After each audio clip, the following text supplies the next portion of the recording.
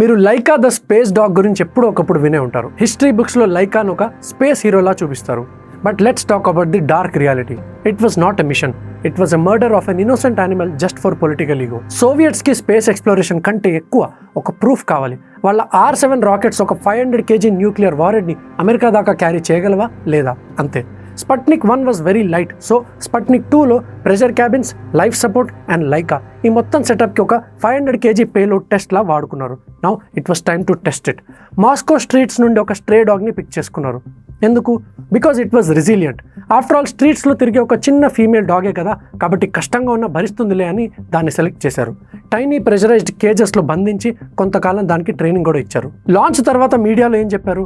Lyca is happy, స్పేస్లో food తింటూ ప్రశాంతంగా ఉంది అని. Pure manipulation. ఫేక్ న్యూస్ అని మనం వింటూ ఉంటాం కదా, ఇది అప్పటి ఫేక్ న్యూస్ అనమాట. లాంచ్కి ముందు ఒక సైంటిస్ట్ దాన్ని ఇంటికి తీసుకెళ్లి తన పిల్లలతో ఆడించాడు కూడా, knowing very well that he was sending her on a 1-way trip. Real story ఏంటంటే, లాంచ్ అయిన 5 hours-లోనే థర్మల్ షీల్డ్ ఫెయిల్ అయింది. That capsule turn into a burning furnace. Data ప్రకారం భయంతో, స్ట్రెస్తో దాని హార్ట్ బీట్ నార్మల్ కంటే 3 times ఫాస్ట్గా ఉండింది.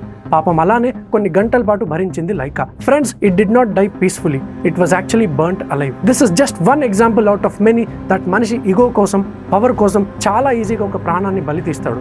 తర్వాత హీరో అని స్టాచ్యూస్ కట్టిస్తాడు. 2570 ఆర్బిట్స్ తర్వాత ఆ స్పేస్ క్రాఫ్ట్ బర్న్ అయి బూడిదైపోయింది along with its body. Was it heroism or just pure hypocrisy? Comment below.